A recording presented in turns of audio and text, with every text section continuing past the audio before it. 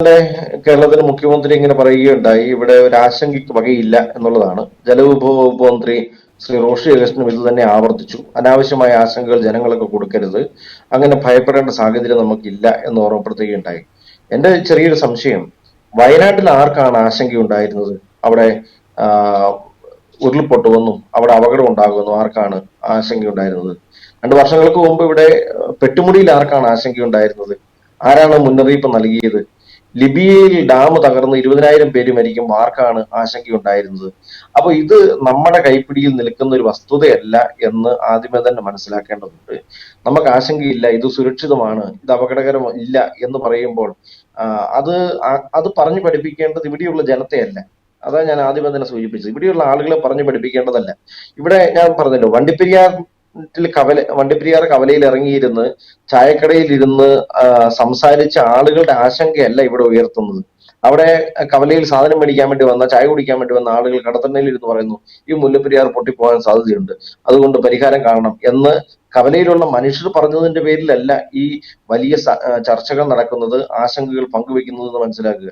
ഇത് ഇന്റർനാഷണൽ ലെവലിൽ, ഇത് ഇന്ത്യക്ക് പുറത്ത് ഉത്തരവാദിത്തപ്പെട്ട സംവിധാനങ്ങളിൽ ഇരിക്കുന്ന ആളുകൾ, അത് പ്രഗത്ഭരായിട്ടുള്ള ആളുകൾ പഠനം നടത്തിയതിനു ശേഷം അവർക്ക് ലഭ്യമായിട്ടുള്ള റിപ്പോർട്ടുകൾ വെളിച്ചത്തിൽ അവർ പറയുന്നു ഇത് സുരക്ഷിതമല്ല. 2021 UN റിപ്പോർട്ട് വന്നിരിക്കുന്നു, ഇത് ബലക്ഷയമുള്ള ഒരു ഡാമാണ് എന്ന് UN റിപ്പോർട്ടിൽ 2021 പറഞ്ഞിരിക്കുന്നു. ഇത് പുതിയ ഡാം പുനർനിർമ്മിക്കേണ്ട സമയമായിട്ടുണ്ട് എന്ന് പറയുന്നു. വിദഗ്ധരെല്ലാം പറയുന്നു ഒരു ഡാമിന് 50 മുതൽ 60 വർഷം വരെയാണ് ആയുസ് എന്ന് പറയുന്നു. അങ്ങനെ ആയുസ് ഉണ്ടാകുകയുള്ളൂ എന്ന് പറയുന്നിടത്ത് ഈ 130 വർഷങ്ങൾ പിന്നിട്ട ഈ വയസ്സൻ ഡാമിന് അത് സുരക്ഷിതമാണ് എന്ന് പറയുന്നതിനകത്ത് എന്ത് ലോജിക്കാണുള്ളത്? എന്തിന്റെ പിൻബലത്തിലാണ് ഇത് സുരക്ഷിതമാണ് എന്ന് പറയുന്നത്? അങ്ങനെയെങ്കിൽ ഈ ഗവൺമെന്റ് ധരിപ്പിക്കേണ്ടത് UN പോലെയുള്ള, ഈ ന്യൂയോർക്ക് ടൈംസ് പോലെയുള്ള ഈ ഏജൻസികളെ എത്രയും പെട്ടെന്ന് ധരിപ്പിക്കണം ഇതിങ്ങനെ സുരക്ഷിതമാണ്. എന്നിട്ട് അവർ പറയട്ടെ ഇത് സുരക്ഷിതമാണെന്ന് പറയട്ടെ. അവരാണല്ലോ ആളുകളുടെ മുമ്പിൽ ഇങ്ങനെ ഒരു വിഷയം ഉണ്ടാക്കി തന്നത്. ഇത് സുരക്ഷിതമല്ല, ഇത് പുനർനിർമ്മിക്കേണ്ട കാലമായി, ഇത് കാലപ്പഴക്കം വന്നിരിക്കുന്നു, ഇത് അപകടകരമാണ്, 35 ലക്ഷം മനുഷ്യർ ഇതിന്റെ അപകടങ്ങൾ ഏറ്റുവാങ്ങും, അവർ മരണപ്പെടാനായിട്ടുള്ള സാധ്യതയുണ്ട് എന്ന് പറഞ്ഞത് ഈ നാട്ടിലെ ജനമല്ല. ഇത് ന്യൂയോർക്ക് ടൈംസ് പോലെ UN പോലെയുള്ള ഉത്തരവാദിത്തപ്പെട്ട സമിതികളാണ് എന്ന് നമ്മൾ തിരിച്ചറിയണം. അങ്ങനെയെങ്കിൽ ഗവൺമെന്റ് തിരുത്തേണ്ടത്, ആശങ്ക മാറ്റേണ്ടത് ജനത്തിന്റെ, ഇവിടെയുള്ള സാധാരണക്കാരെ ജനത്തോട് പറഞ്ഞല്ല, ഇത് ഉത്തരവാദിത്തപ്പെട്ട ഏജൻസികളോട് പറയുക, നിങ്ങൾ പറഞ്ഞത് തെറ്റിപ്പോയിട്ടുണ്ട്, അത് തിരുത്താൻ വേണ്ടി നിങ്ങൾ തയ്യാറാകണം എന്നല്ലേ പറയേണ്ടിയിരിക്കുന്നത്. ഓക്കെ, ഈ വിഷയത്തിൽ ഇപ്പോൾ കഴിഞ്ഞ പ്രാവശ്യം നമുക്കറിയാം, ഇപ്പോൾ അവിടുത്തെ PJ ജോസഫ് കഴിഞ്ഞ മന്ത്രിസഭയിലുണ്ടായിരുന്ന സമയത്തടക്കം ഈ മുല്ലപ്പെരിയാർ വിഷയം ഒരുപാട് ഉയർത്തിക്കൊണ്ടുവന്നു. വലിയൊരു സമരത്തിനൊക്കെ അത് അന്ന് മുന്നിട്ട് വെച്ചിരുന്നെങ്കിലും പിന്നീട് അതെല്ലാം മാറിപ്പോകുന്ന കാഴ്ചയാണ് കണ്ടത്. ഇപ്പോഴും ആ ഒരു അവസ്ഥയിൽ തന്നെ പോകുന്നു. ഒരു വയനാട് ദുരന്തമുണ്ടായപ്പോൾ വീണ്ടും നമ്മൾ മുല്ലപ്പെരിയാർ, പക്ഷേ മുല്ലപ്പെരിയാറിൽ വർഷങ്ങളായിട്ട് അവിടെ സമരം നടക്കുന്നുണ്ട്, കണ്ടിന്യൂസ് സമരം നടക്കുന്നുണ്ട്, ജനങ്ങൾ നടക്കുന്നുണ്ട്. കേന്ദ്രത്തിൽ നിന്ന് ഇപ്പോൾ ഇതൊരു ഇന്ത്യ പാകിസ്ഥാൻ അതിർത്തിയിലുള്ളൊരു ഇതല്ല, ഡാമല്ല, അല്ലെങ്കിൽ ഇപ്പോൾ ഇത് ഇന്ത്യയിലെ മുഴുവൻ ജനങ്ങളും, ഇപ്പോൾ കേന്ദ്രം സംബന്ധിച്ചിടത്തോളം കേരളത്തിലെ ജനങ്ങൾ പോയാൽ തന്നെയായാലും അത് നഷ്ടപ്പെടുന്നത് ഭാരതത്തിന് തന്നെയാണ്. 35 അച്ഛൻ പറഞ്ഞ പോലെ 35 ലക്ഷം പേരെ നേരിട്ട് ബാധിക്കുന്ന ഒരു വലിയൊരു ദുരന്തം. കേന്ദ്രത്തിൽ നിന്ന് ഇപ്പോൾ കേരളത്തിൽ നിന്നുള്ള 2 മന്ത്രിമാർ കേന്ദ്ര മന്ത്രിസഭയിലുണ്ട്. കേന്ദ്രം എന്തുകൊണ്ടാണ് ഇതൊരു വോട്ട് ബാങ്കിൻ്റെ രീതിയിലോ അതല്ലെങ്കിൽ മറ്റ് പല ലക്ഷ്യങ്ങളും മുന്നിൽ വെച്ചുകൊണ്ട് ഇങ്ങനൊരു ദുരന്തം കണ്ണടയ്ക്കുകയാണോ? ഇതിൻ്റെ അകത്ത് സൂചിപ്പിക്കപ്പെട്ടതുപോലെ പരിഹാരം കണ്ടെത്താൻ വേണ്ടിയിട്ട് സാധിക്കുന്നത് കേന്ദ്ര ഗവൺമെന്റാണ്. 2 സംസ്ഥാനങ്ങൾ തമ്മിലുള്ളൊരു വിഷയമായതിനാൽ കൂടുതൽ ഇനീഷ്യേറ്റീവ് എടുക്കേണ്ടത് കേന്ദ്ര ഗവൺമെന്റ് ആണ് എന്ന് ഞാൻ കരുതുകയാണ്. കാരണം ഈ സംസ്ഥാനങ്ങൾ തമ്മിൽ ഇത് ചർച്ച ചെയ്ത് വിഷയങ്ങൾക്ക് പരിഹാരം കണ്ടെത്തുക അത്ര എളുപ്പമാണ് തോന്നുന്നില്ല. കാരണം ഇതിന്റെ ചരിത്ര വഴികൾ അങ്ങനെയാണ് നമ്മളെ പഠിപ്പിക്കുന്നത്. കേരളവും തമിഴ്നാടും തമ്മിലുള്ള അവരെ ഈ 2 സംസ്ഥാനങ്ങളെ തമ്മിൽ വേർതിരിപ്പിക്കുന്ന ഘടകം എന്ന് പറയുന്നത് പശ്ചിമഘട്ട മലനിരകളാണ്. ഈ മലനിരകളാണ് കേരളത്തിൽ മഴ ലഭിക്കുന്നതിനും തമിഴ്നാട്ടിൽ മഴ ലഭിക്കാതിരിക്കുന്നതിനും കാരണമായി തീരുന്നത് നമുക്കറിയാം. ഈ പശ്ചിമഘട്ടത്തിന്റെ മറുപുറത്തുള്ള തമിഴ്നാട് ഉൾപ്പെടെയുള്ള പ്രദേശങ്ങൾ മഴനിഴൽ പ്രദേശങ്ങൾ എന്നാണ് അറിയപ്പെടുന്നത്. അവിടെ മഴ കുറവാണ്, അവർക്ക് ജലലഭ്യതയില്ല, അവിടെ ജലസ്രോതസ്സുകളില്ല, മഴ കുറവാണ് എന്ന് നമുക്ക് മനസ്സിലാകുന്നുണ്ട്. അതുകൊണ്ട് ഈ പ്രദേശത്ത് ആവശ്യമായ ജലം, അവിടെ ആളുകൾക്ക് ആവശ്യമായിട്ടുള്ള ജലം ലഭിക്കാൻ വേണ്ടിയിട്ടുള്ള വഴികൾ കണ്ടെത്താൻ വേണ്ടിയിട്ട് ആദിമകാലം തൊട്ടേ ഒരു പരിശ്രമം നടന്നിരുന്നു എന്ന് ചരിത്രത്തിൽ നമ്മൾ കണ്ടുകൂട്ടുന്നുണ്ട്. അതിന്റെ ഭാഗമായിട്ട് നമ്മൾ മനസ്സിലാക്കണം, ഇവിടെ നാട്ടുരാജാക്കന്മാർ ഭരണം നടത്തുകയും തമിഴ്നാട്ടിൽ ബ്രിട്ടീഷ് ഭരണത്തിന്റെ നിയന്ത്രണത്തിലാവുകയും ചെയ്യുന്ന ഒരു കാലഘട്ടത്തിൽ കേരളത്തിൽ നിന്ന് അങ്ങനെ ഒരു സാധ്യതയുണ്ട് എന്ന് ബ്രിട്ടീഷ് എഞ്ചിനീയർമാർ 1800-കളിലാണ് കണ്ടെത്തുന്നത്. ഇവിടെ മുല്ലപ്പെരിയാർ കുറുകെ ഒരു ഡാം കെട്ടി അവിടുന്ന് മല തുരന്ന് കൊണ്ടുപോകാം എന്നൊരു സാധ്യത കണ്ടെത്തുന്നത്. ആ സാധ്യതയുടെ ഫലമായിട്ടാണ് ഇതിനെക്കുറിച്ചുള്ള ചർച്ചകൾ ആരംഭിക്കുന്നത്. സാങ്കേതിക വിദ്യകളുടെ ദൗർലഭ്യം മൂലം അത് കുറച്ച് ലാഗ് ചെയ്ത് പോയി എന്നുള്ളത് വസ്തുതയാണ്. അങ്ങനെ ഇരിക്കുകയാണ് 1876-78 കാലഘട്ടങ്ങളിൽ മദ്രാസിൽ വലിയ ജലക്ഷാമം രൂക്ഷമായി 55 ലക്ഷം ആളുകൾ അവിടെ മരണപ്പെട്ടത് എന്ന് നമുക്ക് മനസ്സിലാകും. ഈ പശ്ചാത്തലത്തിലാണ് ഏത് വിധേനയും തമിഴ്നാട്ടിലേക്ക് വെള്ളം കൊണ്ടുവരാൻ വേണ്ടിയിട്ടുള്ള ഒരു പരിശ്രമം നടക്കുന്നത്. ക്യാപ്റ്റൻ ജെ ബെന്നിക്യുക്ക് ആണ് ഈ പദ്ധതി ഗവൺമെന്റിന് മുമ്പിൽ അവതരിപ്പിച്ചത് നമുക്കറിയാം. അതിന്റെ ഫലമായിട്ട് ഒരു കരാറിലേക്ക് എത്തുന്നു. കരാർ ഉണ്ടാകേണ്ട അനിവാര്യം എന്ന് പറയുന്നത് രണ്ടിടത്തും 2 ഗവൺമെന്റ് ആണ് എന്നുള്ളതാണ്.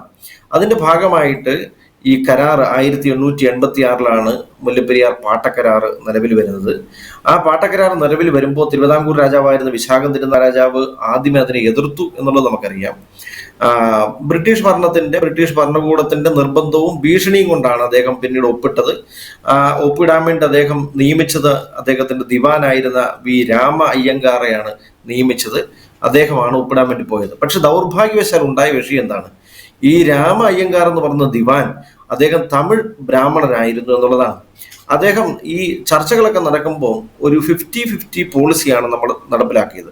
തമിഴ്നാടിന് ആവശ്യമായിട്ടുള്ള ജലം നമ്മൾ കൊടുക്കുക, അത് അവർ ഉപയോഗിക്കുകയും അതിൽ നിന്ന് ലഭ്യമാകുന്ന ലാഭത്തിന്റെ പകുതി കേരളത്തിന് നൽകുകയും ചെയ്യുക എന്നുള്ളതായിരുന്നു അതിനകത്തുണ്ടായ ഒരു ധാരണ. ആ ധാരണകൾ ഈ രാമ അയ്യങ്കാർ ഒപ്പിടാൻ വേണ്ടിയിട്ട് പോയ കരാറിൽ ഈ 50-50 എന്ന് പറയുന്ന പോളിസി എവിടുന്നോ എങ്ങനെയോ അപ്രത്യക്ഷമായതായിട്ട് നമ്മൾ കാണുന്നുണ്ട്. അതിൻ്റെ അകത്ത് ഉണ്ടായൊരു ധാരണ എന്ന് പറയുന്നത് ഏക്കറിന് 5 രൂപ നിരക്ക് ഇവിടെ കേരള സർക്കാരിന് കൊടുത്തേക്കാം എന്നുള്ളതായിരുന്നു. ഗവൺമെന്റ് കൊടുത്തേക്കാം എന്നുള്ളതായിരുന്നു, തമിഴ്നാട് കൊടുത്തേക്കാം എന്നുള്ളതായിരുന്നു. ആ പോളിസിയുടെ മാത്രമായിട്ട് ഭാഗമായിട്ട് ഈ കരാർ മാറുകയും 99 വർഷത്തേക്കാണ് കരാർ. ചർച്ചകളെല്ലാം അങ്ങനെ തന്നെയാണ് നടന്നത്. പക്ഷെ ഒപ്പിട്ട കരാറിൽ എങ്ങനെയോ 99 എന്നുള്ളത് 39 മാറി. 999 വർഷത്തേക്കാണ് കരാർ. കേട്ടുകേഴ്വിയില്ലാത്തൊരു കരാറായിരുന്നു എന്ന് നമുക്ക് മനസ്സിലാകുന്നത് അങ്ങനെയാണ്. അങ്ങനെ ഒരു ചർച്ച ഒരിടത്തും വന്നിട്ടില്ല. പക്ഷെ ഒപ്പിട്ട കരാറിന്റെ അകത്ത് 999 വർഷം എന്നുള്ള ഒരു സംഖ്യ തന്ത്രപൂർവ്വം അതിൻ്റെ അകത്ത് കയറുകയുണ്ടായി. അവിടെ ഉണ്ടായിരുന്ന ഒരു 8000 ഏക്കർ സ്ഥലം, ആ 8000 ഏക്കർ സ്ഥലത്തിന്റെ ഉത്തരവാദിത്വവും ഉടമസ്ഥതയും ബ്രിട്ടീഷ് ഭരണകൂടം അങ്ങ് ഏറ്റെടുത്തു. ആ ഭരണകൂടം ഏറ്റെടുക്കുമ്പോൾ അവർക്കുണ്ടായിരുന്ന ലക്ഷ്യം എന്താണ്? ഈ 8000 ഏക്കറിന് വിസ്തൃതമായിട്ടുള്ള ഈ സ്ഥലത്തുള്ള തടികൾ, വിളകൾ, വിഭവങ്ങളെല്ലാം അവർക്ക് ഉപയോഗിക്കാം, അവർക്ക് അവരുടെ നാട്ടിലേക്ക് കൊണ്ടുപോകാം, വിദേശ രാജ്യങ്ങളിലേക്ക്, ബ്രിട്ടീഷ് രാജ്യങ്ങളിലേക്ക് കൊണ്ടുപോകാൻ വേണ്ടിയിട്ടുള്ള കുതന്ത്രമായിരുന്നു അവർ നടത്തിയിരുന്നത്. അത് തമിഴ്നാട്ടുകാർക്ക് വലിയ ഗുണകരമായിട്ടൊന്നുമില്ല, പക്ഷേ അത് ബ്രിട്ടീഷുകാർ കൊണ്ടുപോകാൻ വേണ്ടിയിട്ട് കാരണമായി എന്ന് നമ്മൾ മനസ്സിലാക്കുക. അങ്ങനെ ഒരു കരാറാണ്, തുടക്കം തൊട്ട് കല്ല് കടിക്കുന്ന ഒരു കരാറാണ് എന്ന് മനസ്സിലാക്കണം. ഈ കരാറിൻ്റെ അകത്ത് 170 അടി ഉയരമുള്ള ഈ ഡാമിൽ 152 അടി ജലം സംഭരിക്കാൻ വേണ്ടിയിട്ട് ഉള്ള ഒരു തീരുമാനത്തിലേക്ക് വരുന്നു. പിന്നീട് ഈ ബ്രിട്ടീഷ് ഗവൺമെന്റ് അതിനകത്ത് നിന്ന് വൈദ്യുതി ഉൽപാദനം തുടങ്ങുന്നു. അപ്പോഴേക്കാണ് അസ്വസ്ഥതകൾ ഉണ്ടാകുന്നത്. കരാറ് പ്രകാരം കൃഷിക്ക് വേണ്ടി മാത്രമാണ് നമ്മൾ ജലം കൊടുത്തത്. അങ്ങനെ കൃഷിക്ക് പ്രതി ഉൽപാദനത്തിന് വേണ്ടിയിട്ട് ബ്രിട്ടീഷ് ഗവൺമെന്റ് പരിശ്രമിച്ചു എന്നുള്ളത് കൂടുതൽ തർക്കങ്ങൾക്ക് കാരണമായി. ആ തർക്കങ്ങളൊക്കെ മുന്നോട്ടേക്ക് പോവുകയും പരിഹരിക്കുകയും കേസുകളാകുകയും ഒക്കെ ചെയ്യുന്നതായിട്ട് നമ്മൾ കാണുന്നുണ്ട്. 1970 ശ്രീ സി അച്യുതമേനോൻ മുഖ്യമന്ത്രിയായിരിക്കും നമുക്ക് അനുകൂലമായിട്ടുള്ള സാഹചര്യം വന്നതാണ്. ഈ കരാറ് തിരുത്താൻ വേണ്ടിയിട്ടുള്ള അനുകൂലമായിട്ടുള്ള സാഹചര്യം നമുക്ക് വന്നതാണ്. പക്ഷെ ദൗർഭാഗ്യവശാൽ അദ്ദേഹം ഇത് പുതുക്കാൻ വേണ്ടിയിട്ടുള്ള നടപടിക്രമത്തിനിടയ്ക്ക് അദ്ദേഹം ഈ 5 രൂപ എന്നുള്ളത് 30 രൂപയാക്കി മാറ്റി. ആകെപ്പാടെ ചെയ്തത് 5 രൂപ എന്നുള്ളത് 30 രൂപയാക്കി മാറ്റി. പിന്നെ തമിഴ്നാട് ഗവൺമെന്റിന്, തമിഴ്നാട് ഭരണകൂടത്തിന് വൈദ്യുതി ഉൽപ്പാദിപ്പിക്കാൻ വേണ്ട പെർമിഷൻ നമ്മൾ നൽകുകയും ചെയ്തു. അങ്ങനെ വൈദ്യുതി ഉൽപ്പാദിപ്പിക്കുന്നതിന്റെ ഭാഗമായി 7.5 ലക്ഷം രൂപ വർഷം തോറും അത് കേരളത്തിന് നൽകണം എന്ന് കരാറിനകത്ത് ഒപ്പിട്ടു, എഴുതി ചേർത്തു. പക്ഷേ ഈ 999 വർഷം എന്നുള്ളത് തിരുത്താൻ വേണ്ടിയിട്ട് അദ്ദേഹത്തിന് സാധിച്ചില്ല എന്നുള്ളത് കേരളത്തിൻ്റെ ഒരു ദയനീയ പരാജയമാണ് എന്ന് നമ്മൾ മനസ്സിലാക്കുക. പിന്നീട് നമ്മൾ മനസ്സിലാക്കേണ്ടത് 1947 ഇന്ത്യക്ക് സ്വാതന്ത്ര്യം കിട്ടിയതാണ്. ഇന്ത്യക്ക് സ്വാതന്ത്ര്യം കിട്ടിയപ്പോൾ പിന്നെ ബ്രിട്ടീഷുകാരുമായിട്ട് ഉണ്ടാക്കിയ ഈ കരാറിനകത്ത് എന്താണ് പ്രസക്തി? എല്ലാ കരാറുകളും അവിടെ അസ്തമിച്ചു പോയെടുത്ത് വീണ്ടും ജീവന്റെ തുടിപ്പുണ്ടായിരുന്ന ഏക കരാർ എന്ന് പറയുന്നത് മുല്ലപ്പെരിയാർ കരാർ മാത്രമാണ് എന്നുള്ളതും നമ്മളുടെ ഉള്ളിൽ കൗതുകമായിട്ട് നിലനിൽക്കണം. അതെങ്ങനെയാണ് ആ കരാർ മാത്രം നിലനിൽക്കാൻ വേണ്ടിയിട്ട് കാരണം എന്ന് നിലനിൽക്കുകയാണ്. ഞാൻ ആദ്യമേ സൂചിപ്പിച്ചതുപോലെ ഇതൊക്കെയാണ് ഇതിന്റെ ചരിത്ര പശ്ചാത്തലം. ഇങ്ങനെയാണ് ഈ ഡാം ഉണ്ടാകുന്നത്. അല്ലാണ്ട് ഇത് പെട്ടെന്നൊരു ഡാം അങ്ങ് ഉണ്ടാക്കിയെടുക്കുകയും അതങ്ങ് തകർന്നു പോവുകയും ചെയ്യുന്നു എന്നുള്ളതല്ല. ഇത് ഇങ്ങനെ പാട്ടക്കരാറിന്റെ ഭാഗമായിട്ടുണ്ടാക്കി ഇത്രയും വർഷങ്ങൾ പിന്നിട്ടിരിക്കുന്നു. 130 വർഷങ്ങൾ പിന്നിട്ടിരിക്കുന്നു ഈ ഡാം സ്ഥാപിച്ചിട്ട്. ഇത്രയും വർഷങ്ങൾ പിന്നിട്ടിരിക്കുന്നു എന്ന് ഇത് ഇത്രയും നാൾ നിലനിന്നു തന്നെ ദൈവാനുഗ്രഹം എന്നൊക്കെ നമുക്ക് പറയാം. പക്ഷേ ഇവിടെ നമ്മുടെ ആശങ്ക എന്താണ്? നമ്മുടെ ആശങ്ക എന്ന് പറയുന്നത് 75-ൽ ചൈനയിലെ ബാഞ്ചിയാഗോ ഡാം തകർന്നു. 75-ൽ ചൈനയിലെ ബാഞ്ചിയാഗോ ഡാം തകർന്നു. ഈ ഡാമിന് മുല്ലപ്പെരിയാർ ഡാമുമായിട്ട് വലിയ സാമ്യമുണ്ട്. അതിന്റെ ഘടനയിലും അതിന്റെ നിർമ്മിതിയിലും എല്ലാം മുല്ലപ്പെരിയാർ ഡാമുമായിട്ട് വലിയ സാമ്യമുള്ള ഡാമാണ് ഈ ചൈനയിലെ ബാഞ്ചിയാഗോ ഡാം. 79-ൽ ഗുജറാത്തിലെ മാച്ചു ഡാം തകർന്നു. 79-ലാണ് ഗുജറാത്തിലെ മാച്ചു ഡാം തകർന്ന് അപകടം ഉണ്ടായപ്പോൾ അതിന്റെ പശ്ചാത്തലത്തിൽ കേരള ഗവൺമെന്റ് സെൻട്രൽ വാട്ടർ കമ്മീഷനെ സമീപിച്ചിട്ട് ഈ ഡാമിന്റെ സുരക്ഷയെക്കുറിച്ച് പഠിക്കാൻ വേണ്ടി കമ്മീഷൻ വെക്കാൻ വേണ്ടിയിട്ട് ആലോചന നടത്തുകയുണ്ടായി. ഈ കമ്മീഷൻ പഠനം നടത്തിയതിന് ശേഷം അവർ നടത്തിയിട്ടുള്ള ഒരു 3 പരിപാടികൾ എന്ന് പറയുന്നത് എമർജൻസി പ്രൊവിഷൻസ് നടത്തുക, മീഡിയം പ്രൊവിഷൻസ് നടത്തുക, ലോങ് ടൈം പ്രൊവിഷൻസിന് വേണ്ടിയിട്ടുള്ള ശുപാർശകളാണ് അവർ നടത്തിയത്. അതിന്റെ ഭാഗമായിട്ട് 152 എന്നുള്ളത് പെട്ടെന്ന് 136-ലേക്ക് മെയിൻ്റനൻസ് വർക്കുകൾ നടത്തണം. അതിനുശേഷം സുരക്ഷ ഉറപ്പുവരുത്തിയതിനു ശേഷം 150 ഉയർത്താം എന്ന് തീരുമാനിച്ചു. അങ്ങനെ 136 ആക്കി. ഇവര് 84-ൽ കോൺക്രീറ്റ് വർക്കുകൾ ആരംഭിച്ചു. 94-ൽ വർക്കുകൾ പൂർത്തിയാക്കി എന്ന് തമിഴ്നാട് സമിതിയെ അറിയിച്ചു, ഈ കമ്മീഷനെ അറിയിച്ചു. അതുകൊണ്ട് ഞങ്ങളുടെ വർക്കുകളൊക്കെ പൂർത്തിയാക്കി, ഇന്ന് 152 അടിയിലേക്ക് ഉയർത്താം എന്ന് തീരുമാനിച്ചു. കേരളത്തിന് ബോധ്യപ്പെട്ടു. കേരളം ഇതുമായിട്ട് അന്വേഷണം നടത്തിയപ്പോൾ ഇവർ പറഞ്ഞ രീതിയിൽ നമ്മൾ നടത്തിയിട്ടുള്ള കരാറുകൾ അനുസരിച്ചുള്ള നിർമ്മാണങ്ങളൊന്നും നടത്തിയിട്ടില്ല എന്ന് ബോധ്യപ്പെട്ടതിന്റെ ഭാഗമായി നമ്മൾ വീണ്ടും അപ്പീലുകൾ നൽകി. നമ്മൾ കോടതിയെ സമീപിച്ചു, സുപ്രീം കോടതിയെ സമീപിച്ചു. അതിന് മുമ്പ് ഒരു കാര്യം പറയാനുള്ളത്, ഇപ്പോൾ 1970-ൽ അച്യുതമേനോന്റെ അവിടെ നിന്ന് കരാറ് നമുക്കൊരു ചെറിയൊരു അബദ്ധം പറ്റി. ചെറുതല്ല, വലിയൊരു അബദ്ധം പറ്റി, നമ്മൾ ചെയ്തില്ല. പക്ഷേ അതിനുശേഷം 30 വർഷം ശേഷം ഈ കരാറ് പുതുക്കണം അല്ലെങ്കിൽ പാട്ടത്തുക വർദ്ധിപ്പിക്കണം എന്നെല്ലാം ഒരു തിരുത്തി ചെയ്യണമെന്നൊരു ക്ലോസ് ഉണ്ടായിരുന്നു. പക്ഷേ 2000-ൽ അത് നമ്മൾ ചെയ്തിട്ടില്ല എന്ന് കാണുന്നുണ്ട്. അതെ, കേരള ഗവൺമെന്റ് ഭാഗത്തു നിന്നുണ്ടായിട്ടുള്ള തുടർച്ചയായിട്ടുള്ള വീഴ്ചകളാണ് നമ്മൾ ഇത് കാണുന്നത്. എന്ന് പറഞ്ഞാൽ അച്യുതമേനോന്റെ കാലത്തുണ്ടായത് വലിയ വീഴ്ചയാണ്. നമുക്ക് പൊറുക്കാൻ മേലാത്ത രീതിയിലുള്ള തെറ്റാണ് അന്നുണ്ടായത്. പിന്നീടാണേലും ഉത്തരവാദിത്തപ്പെട്ട ആളുകൾ ഇതിനെ ഗൗരവത്തോടെ എടുക്കുന്നില്ല എന്നുള്ളതാണ് സത്യം. ഞാൻ ആദ്യം ആമുഖത്തിൽ സൂചിപ്പിച്ചതുപോലെ മഴക്കാലം ഉണ്ടാകുമ്പോൾ മാത്രം തലപൊക്കുന്നൊരു വിഷയമായിട്ട് മാറിയിരിക്കുന്നു. ഇത് ഈ മഴക്കാലമായപ്പോഴാണ് ഇപ്പോഴും വന്നിരിക്കുന്നത്. വയനാട് വിഷയമായിട്ട് ബന്ധപ്പെട്ടാണ് ഇപ്പോഴും ഇത് ചർച്ചയാകുന്നത്. കേരളത്തിലെ ആളുകളുടെ സുരക്ഷ ഉറപ്പുവരുത്താൻ വേണ്ടിയിട്ട് ഇവിടുത്തെ ഗവൺമെന്റിന് സാധിക്കുന്നില്ല എന്നുള്ളത് ദൗർഭാഗ്യകരമാണ് എന്ന് പറയാതിരിക്കാനായിട്ട് തരവില്ല. അതുകൊണ്ട് ഇപ്പോഴാണെങ്കിലും നമ്മൾ മനസ്സിലാക്കേണ്ടത് ഈ ആശങ്കകൾ, ഞാൻ സൂചിപ്പിച്ച പോലെ ഈ ആശങ്കകളൊക്കെ ഉണ്ടാകുന്നത് ഉത്തരവാദിത്തപ്പെട്ട സമിതികളിൽ നിന്നുണ്ടാകുന്ന വിലയിരുത്തലാണ്. മുല്ലപ്പെരിയാർ ഞാൻ ആദ്യമേ തന്നെ സൂചിപ്പിച്ചല്ലോ, വണ്ടിപ്പെരിയാറിലുള്ള മനുഷ്യർ പറഞ്ഞതല്ല. ഇത് UN റിപ്പോർട്ടാണ്. 2021-ലാണ് UN റിപ്പോർട്ട് വന്നിരിക്കുന്നത്. അതിനുശേഷമാണ് ഇപ്പോൾ ഏറ്റവും വലിയ ഭീതിതമായിട്ടുള്ള ഒരു സാഹചര്യം നമുക്കുണ്ടാകുന്നത്. 35 ലക്ഷം ജനം ഇതിന്റെ ചുവട്ടിൽ അപകടത്തിലാണ് എന്ന് പറയുന്ന ന്യൂയോർക്ക് ടൈംസിന്റെ റിപ്പോർട്ടും വന്നിട്ടുള്ളത് ഈ സമീപകാലത്താണ്. അത്തരത്തിലുള്ളൊരു സാഹചര്യത്തിൽ ഇത് ആരാണ് ഇനീഷ്യേറ്റീവ് എടുക്കേണ്ടത്? ഇത് ഗവൺമെന്റുകൾ തന്നെയാണ് ഇനീഷ്യേറ്റീവ് എടുക്കേണ്ടത് എന്ന് നമ്മൾ മനസ്സിലാക്കുക. ഇവിടെ ഒരു കാര്യം നമ്മളിതെല്ലാം പറയുമ്പോഴും നമ്മുടെ സുപ്രീം കോടതി ഇതുമായി ബന്ധപ്പെട്ട് നടന്ന എല്ലാ കേസുകളിലും കേരളത്തിന് തിരിച്ചടിയാണ് ഉണ്ടായിട്ടുള്ളത്. ഇപ്പോൾ തൽക്കാലത്തേക്ക് അതിൻ്റെ അടി ഇത്ര കുറയ്ക്കണമെന്ന് പറഞ്ഞ കേസിൽ പോലും സുപ്രീം കോടതി കേരളത്തിന് തിരിച്ചടിയുണ്ടാകുന്ന ഒരു വിധിയാണ് പുറപ്പെടുവിച്ചിട്ടുള്ളത്. എന്തുകൊണ്ട് കോടതി വിധികൾ പോലും ഈ ഒരു വിഷയം മാനുഷികമായി കാണുന്നില്ല?